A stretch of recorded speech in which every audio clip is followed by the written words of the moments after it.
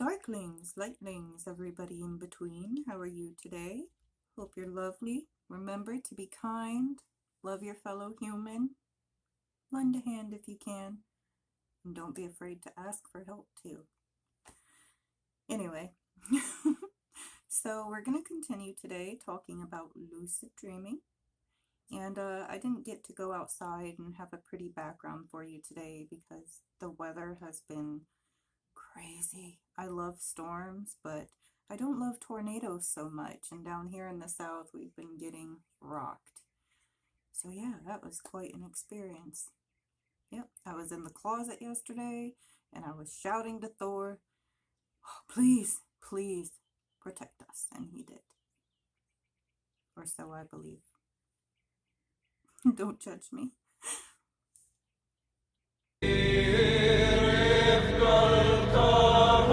Okay, so today is about why it is beneficial to start with lucid dreaming or meditation when you are trying to astral or dream walk eventually.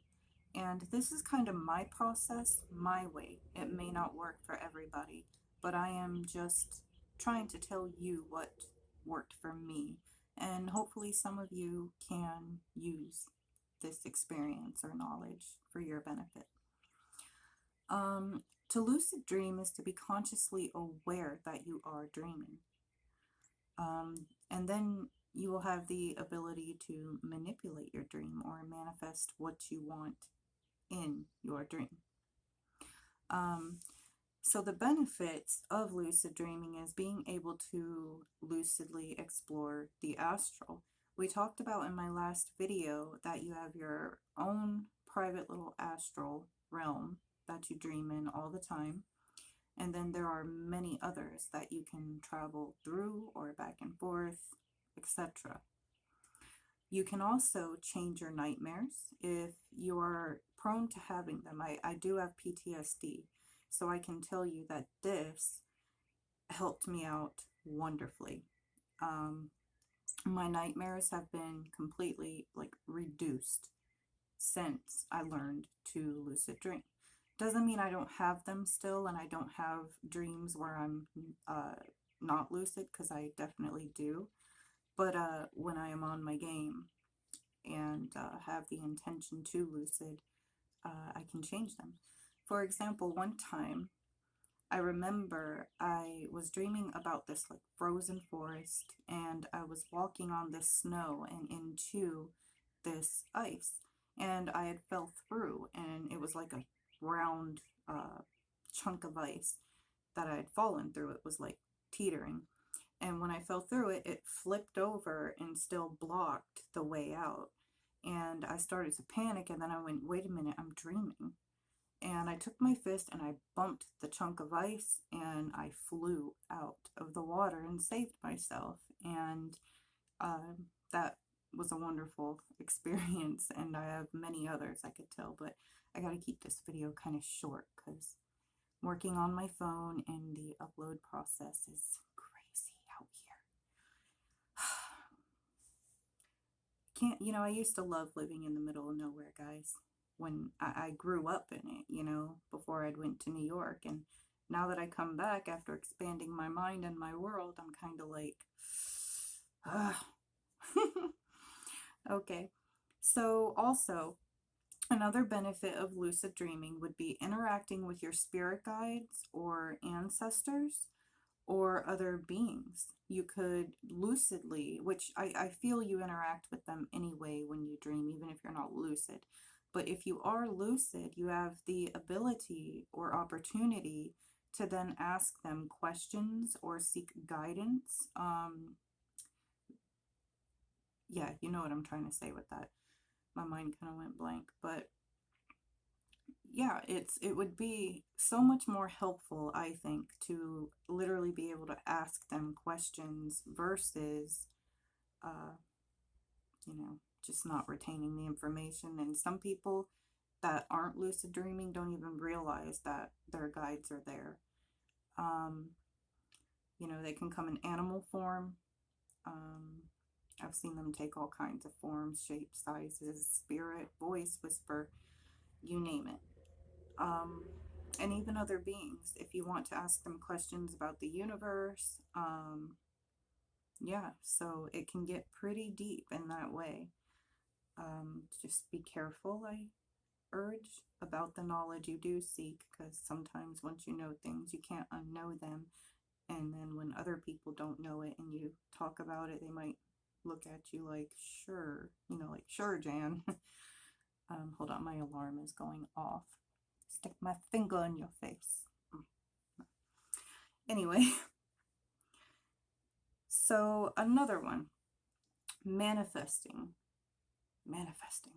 If you are trying to manifest in the astral, later you can pull it from the astral into your material realm, this realm. And when you manifest in the astral, I think I said this in the last video, or you have a thought, usually it can manifest like that when you will it. So if you're lucid and you're doing this, then you can have the intention to manifest whatever goal that you have or want in your waking life, and there's potential there. And then another benefit that I absolutely love, I know a lot of people do know about the astral temple stuff, but a lot of people don't. And your astral temple, for me anyway, I created mine on my own astral plane, and that is where I go when I meditate, or if I have the intention when I fall asleep to just try to chill or go to my own sacred place because I want to do something that I have intentions to do in my spiritual path. There's a lot of benefits in that. You can communicate with anyone you please in your astral temple. You can create it in any way you want. And this is kind of like your special sacred place, the place in between where you and your divine or your higher beings that you want to communicate with, whether that be angels, demons, fae, deities, extraterrestrials. To me, they're kind of all in a web of the same. Not everyone may believe that, but I do. Anyway, you can call them, and your astral temple can be like that middle ground, that meeting place where your vibrations and their can meet with them. Maybe I'll do a video about that too and kind of go in depth about that more for those who are interested. If you are, leave me a comment. Okay, another benefit would be asserting your power if you are being attacked. Some people don't realize that there are a lot of things out there that we do not understand, and we may not believe in it, but just because we don't doesn't mean it isn't out there. I have experienced, and so have some of my friends, attacks in our astral reality when we are dreaming. For example, I remember this dream where I was in like this Victorian mansion. It was great, I was just doing my thing, minding my own business. And I wasn't lucid at the time, like before the attack. I remember walking in the living room, there was like a couch and a dresser behind it for some reason, or like maybe it was a stand, I don't know. And then a fireplace on the other side of that. And I was standing on the opposite side. And I just felt this shift, like this energy shift in my dream realm. And I immediately became lucid. And I remember looking over and saying, "You don't belong here." And I just stuck my hand out and willed it out of my astral realm. This has happened a couple times. I remember one night I was trying to dream walk with my friend Rochelle, and we were in this forest. It was amazing. There were indigenous people there that were like doing this ritual and dancing, and we were kind of walking through. I loved it, but I felt like it was more like her dream. And I felt in the sky just this force, this negative energy coming in. And I remember thinking in my head, no, I have to protect her. and I shot my arms out and imagined a bunch of ravens going toward it, and it just manifested and went at it and it willed it away. So some of my friends have talked about doing that too in their dreams. I don't know if it's spiritual or if it's technology that can manipulate these things or whatever, but it's what I believe personally, and I just wanted to add that in there. And if any of you have experienced anything like that in your dreams, please let me know in the comments as well, because that stuff interests me. All right. So, yeah, that is your complete access to creation, being lucid. Sorry if you hear all the cars on the highway going by. It is unusually busy today. All right. So, lucid dreaming is like playing a video game. Many people reported lucid dream experiences for a long time, even improving life skills in their dreams. Okay, and this is like studied. There's people that have learned like new languages, teleporting experiences, and science dismissed this for quite a while. But after so many people reported their experiences, they started to do these studies. And now they conducted through these experiments that when people say they are doing things while lucid dreaming, they found that they are in fact having these experiences. So in 2012, using an fMRI technology, they were able to measure lucid dreams in the brain and in the blood flow of people's bodies who were lucid dreaming. They were able to see thoughts and actions in the dream state through brain images. Before the participants fell asleep, they asked them to perform an action using their body to see where the brain would light up when they performed that action. It was things like, oh, squeeze your hand, or raise your left hand, stuff like that. And then they told them when they go to sleep and they're lucid to dream about doing those same things. And they performed it, and the same parts of their brain lit up. So, lucid dreaming is easier for some more so than others, but with practice, I believe anybody can do it.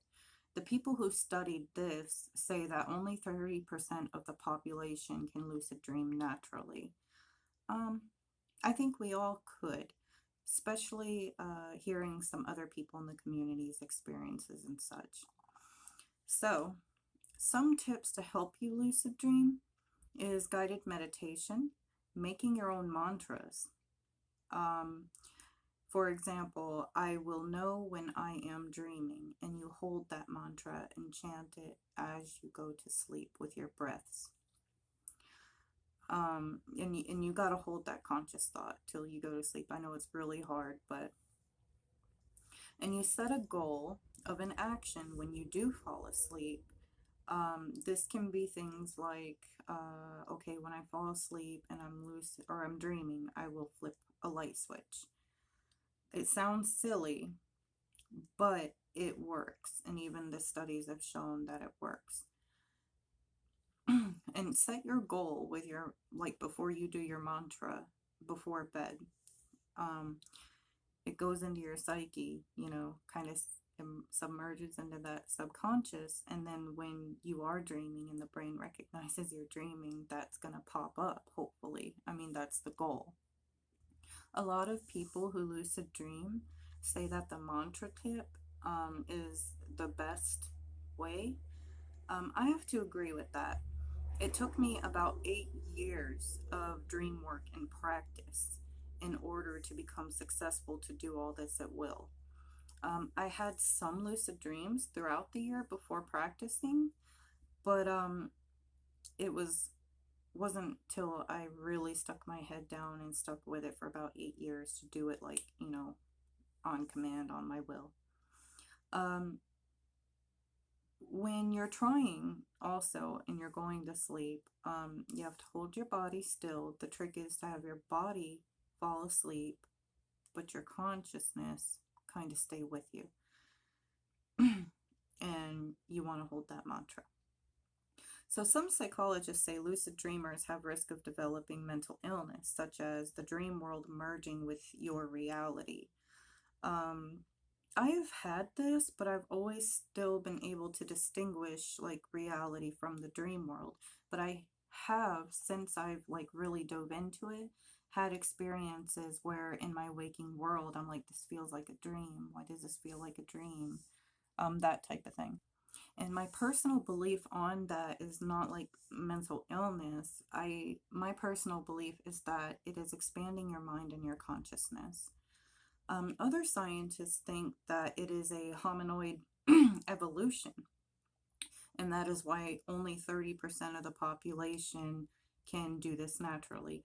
Again, I don't find that accurate. I know people who taught themselves, and I know a lot of people in the community who can do it, and then there's so many more, so many others and stories. So, I mean, I don't think that it's really evolution either, like not a new one anyway, because our ancient ancestors, ancient pagans, um, believed dreams were important, right?